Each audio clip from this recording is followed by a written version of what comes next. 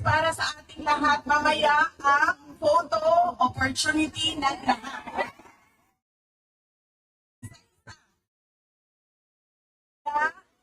Hindi kailangan bilang para sa picture ay gagawin natin mamaya.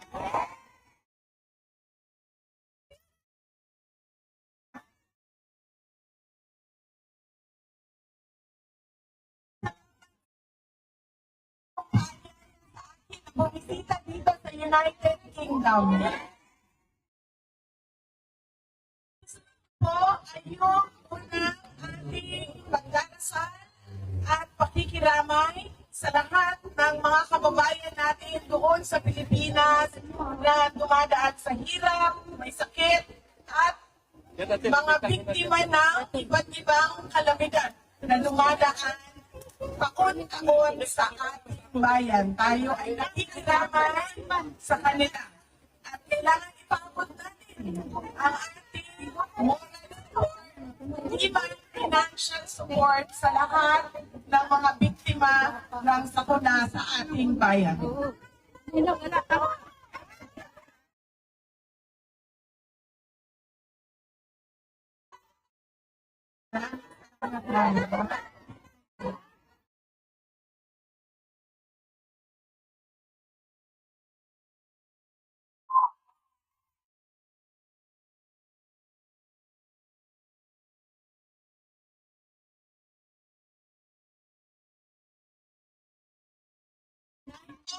Mga pagpapasalamat. Una, ang pagpapasalamat natin sa Diyos. Kaya lang, para sa araw na ito, na ibinigay niya sa atin para magtipon-tipon. Malayo man tayo. Ang iba sa atin, hindi na nakauwi ng Pilipinas.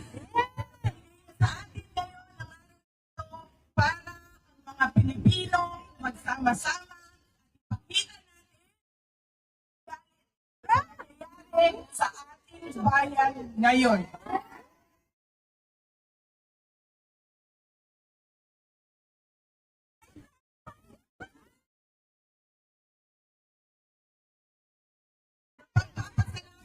Siyempre, ang pagpapasalamat natin sa organizers natin at sa mga volunteers natin. Sa kanilang preparation, sa kanilang organization, sa kanilang sistema, ay hindi natin magagawa ang ating programa ngayong hapon na ito. Kaya maraming salamat po sa itasang kamay mga volunteers.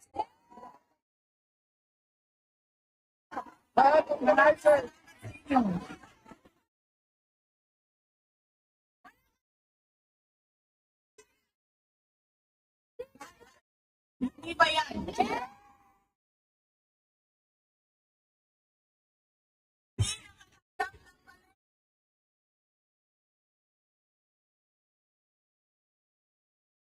Nagpapasalamat tayo, syempre, sa local government unit ng London at sa UK government dahil pinayagan nila tayo. Ngayong hapon na ito. Susunod na pagpapasalamat mula sa akin para sa inyo. Marami ang nagbiyahe sa iba't iba at malalayong lugar ng United Kingdom. Marami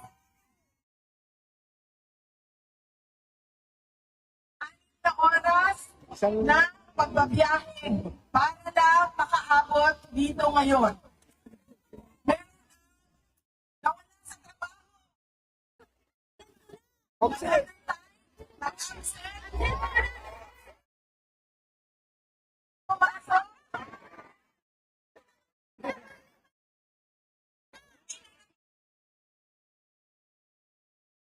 Hindi na natuloy ang lahat dahil ibinigay ninyo oras ninyo para sa ating pagtitipon ngayong araw na ito. Maraming salamat.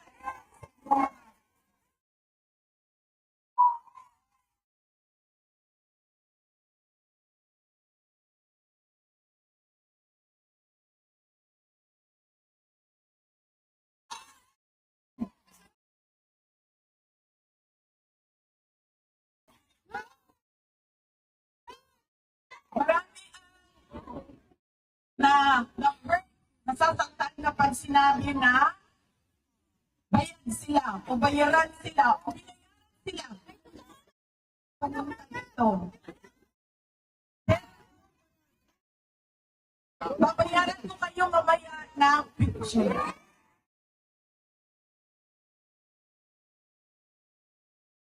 Yung picture na yan, walang priceless yan. Ang susunod na pagpapasalamat ay mula po sa akin at sa aking mga kasamahan sa Office of the Vice President sa inyong patuloy na pagtitiwala at suporta sa amin.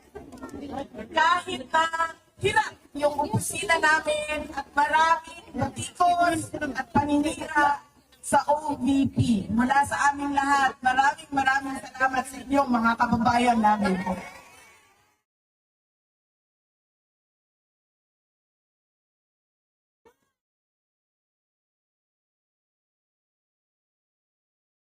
Ang susunod na pagpapasalamat, nakita ko po siya sa susunod na linggo, mahal natin lahat at inaantay natin lahat ang kanyang paglabas at pag-uwi.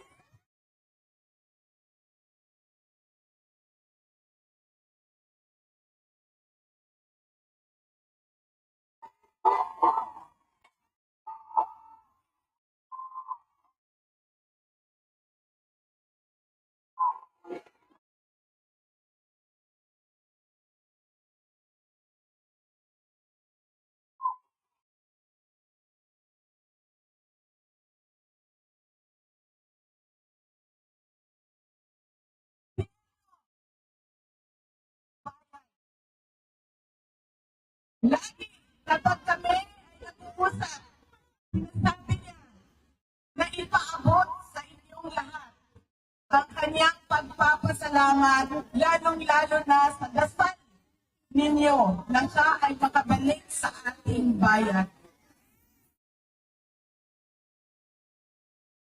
Pagpapasalamat sa patuloy na suporta sa kanya kahit hindi na siya pagulo ng ating bayan.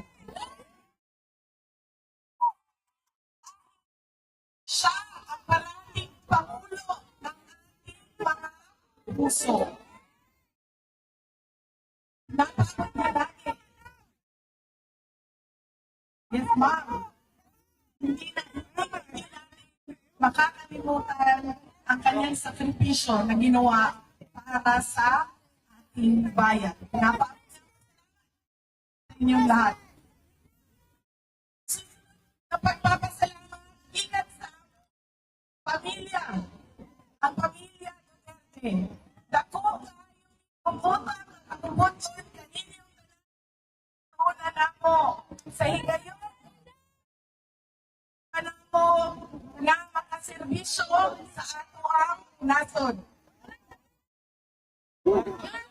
Napakalaki ng utang na loob namin sa inyo mga kababayan sa pagkakataon na ibinibigay ninyo sa amin na makapaglingkod sa ating bayan. Alam niyo, ang pamilya namin hindi galing sa posisyon namin sa syudad ng Davao.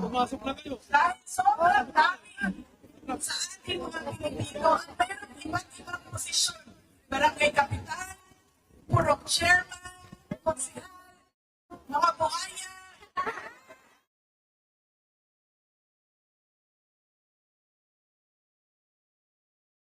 Sobrang dami mayroong posisyon. Hindi galing sa apelido. Dahil lahat naman tayo may pangalan, may apelido. Ang totoong lakas namin ay galing sa inyo. Nakikita ninyo ito? Kung natin ngayong hapon na ito, ito ang lakas ng pamilya. Papasalamat kami sa inyong lahat. Hindi ninyo kami iniiwan.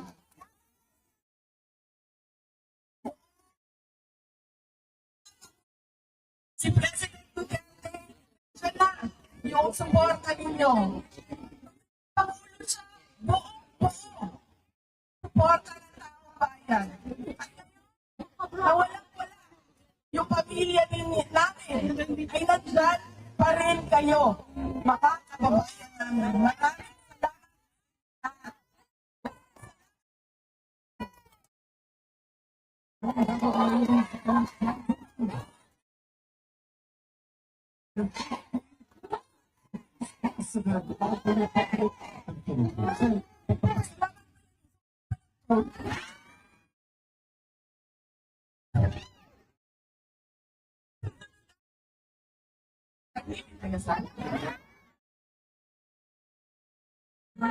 Bukas pa ako pupunta ng Hague. So, kasi tayo ngayon.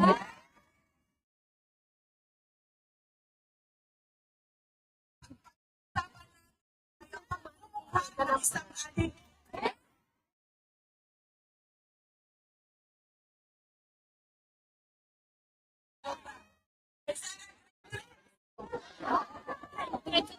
susunod. So, ay estado ng ating bayan. Problema. Di ba nga kaya nga kayo dito sa ibang bayan? Malungkot na kayo. Naminaw na mo sa inyong mga lugar kung asa mo gikan. Maraming problema ang ating bayan.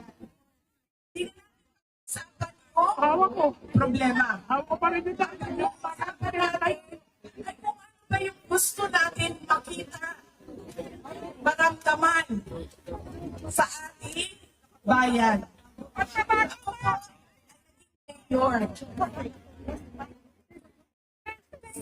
Napakasimple ng gusto ng isang Pilipino.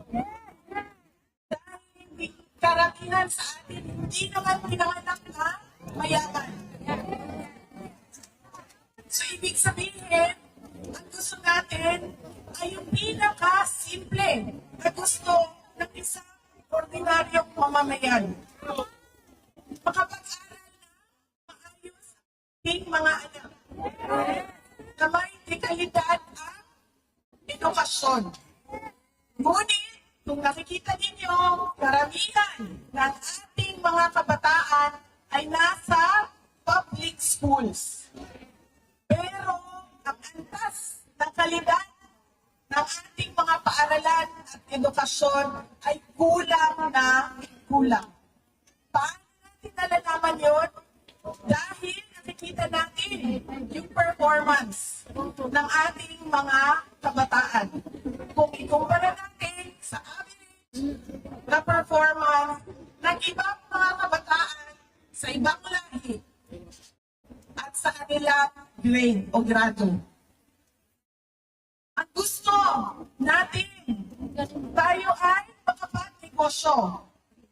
Na hindi tayo nasa-scam. Na hindi tayo pinapahirapan ng local government units sa mga requirements.